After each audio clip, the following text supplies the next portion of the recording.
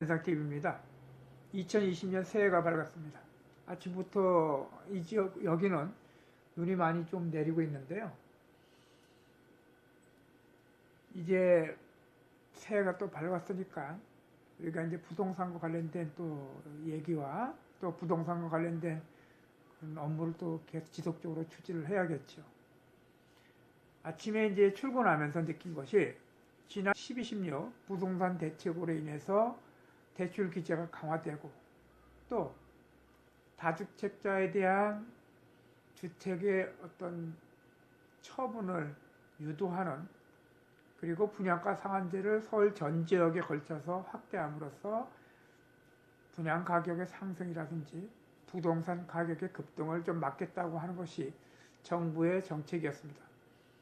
근데 이제 대부분 많은 부동산 전문가들이나 또 부동산에 종사하시는 분들이 예측했던 내용이지만 그렇게 다주택자와 대출 규제와 그다음에 민간 아파트 분양가 상한제를 규제를 하다 보면은 부동산은 시장 원리에 의해서 움직여야 되지만은 또 그렇지 못하게 인위적으로 정부에서 규제를 하다 보면은 풍선 효과로서 다른 지역, 다시 말해서 비규제 지역이든지 아니면 서울을 제외한 수도권이나 일부 지방의 중심 도시에서 부동산의 가격이 상승하거나 또는 부동산의 어떤 다른 면이 나타날 것이라고 예측들을 많이 하였고요. 수년을 통해서 과거의 정부에서 해왔던 부동산 정책의 규제에 따라서 그거에 대한 반대 극부의 영향이라든지 그런 내용들이 나타난 것을 우리는 많이 보았습니다.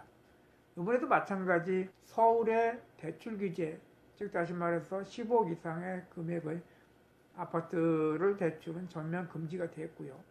9억 원 이상의 고가주택 아파트들은 9억 원 이하 부분에 대해서는 20%의 LTV 담보대출 비율을 조정을 하였죠. 그러다 보니까 서울에서도 일반적으로 아파트의 매매 거래 건수나 매매는 많이 줄었고 급감하였습니다. 근데 그에 반해서 전세 가격이 급등하는 경향이 나타나게 되었죠.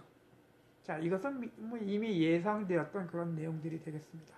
또 그리고 규제 지역인 수도권 외곽이라든지 아니면 서울에서도 일부 저평가됐던 그런 지역의 아파트들은 오히려 매매 가격이 상승하고 그에 따라서 전세 가격도 또한 상승하고 있습니다. 그리고 또 우리가 재개발 재건축으로 인해서 향후 신규 아파트를 지을 수 있는 그러한 지역에서의 아파트 가격은 또는 국가주택의 15억 이상의 국가주택이라 하더라도 자금력이 풍부한 사람들이 살 수 있는 그런 입지가 아주 우수한 지역의 아파트 청약 경쟁이 굉장히 높았다는 것을 알 수 있습니다.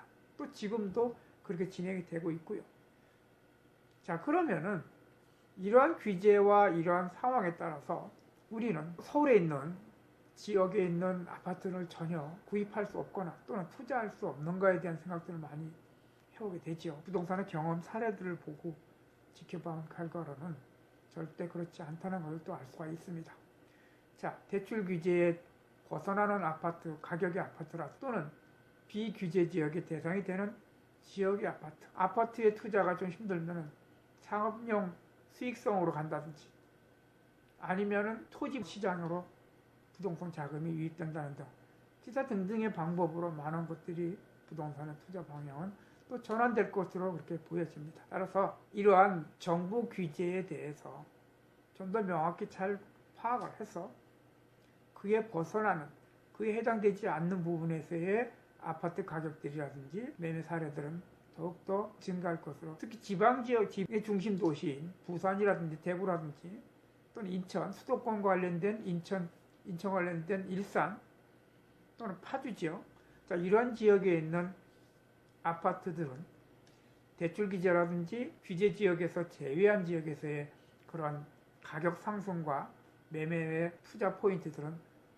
더욱더 증가하지 않을까 그렇게 예상. 특히 지방에 지금까지 저평가됐던 또는 그동안에 좀 등한시됐던 지역의 중심 지역에 있는 아파트들은 서울의 외지의 투자자들이 투자를 해서 가격을 끌어올릴 수 있는 가능성이 더욱더 높아졌다고 할 수가 있겠습니다. 2020년 부동산 시장, 2019년에도 굉장히 롤러코스터를 타듯이 아주 그렇게 복잡 다양하면서도 급격하게 변화하였지만 2020년에 부동산 시장 또한 마찬가지라고 생각이 듭니다. 정부의 추가적인 대책이 어떻게 나올지는 모르겠지만 지금 현재에서는 그러한 대책에 순응하고 또 그 대책에서 조금 벗어나서 투자할 수 있는 지역이 있는지, 내 집 마련은 어떻게 해야 되는지, 1가구 2주택 3주택자들이 내 집을 매각하지 않고 다른 방법으로 자산을 보호하는 방법으로 추진하고 있는 여러 가지 상황 속에서 좀 더 면밀히 지켜보고 판단해 보아야 될 것으로 생각합니다. 네, 오늘 1월 1일 아침에 사무실에 출근하면서